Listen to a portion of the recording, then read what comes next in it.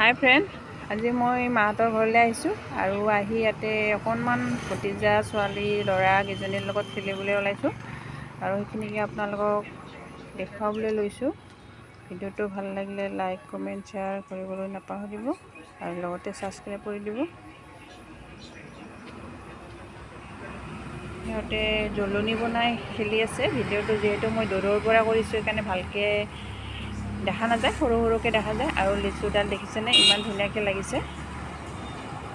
আৰু সেই যে একমাহত মই ভিডিঅ' বনাইছিলোঁ, ভতিজা ল'ৰাজন আজি ডাঙৰ হৈ গ'ল, তাৰ 2 বছৰেই হ'ল। আজি ধুনীয়াকৈ খেলি থাকিব পৰা হ'ল। সেইখিনিকে মই গাঁৱৰ পৰিৱেশটো অকণমান দেখুৱাইছোঁ। এইটো ৰাস্তা আৰু সিহঁতক মই বোকা পাছত খেলি বুলি দিছোঁ।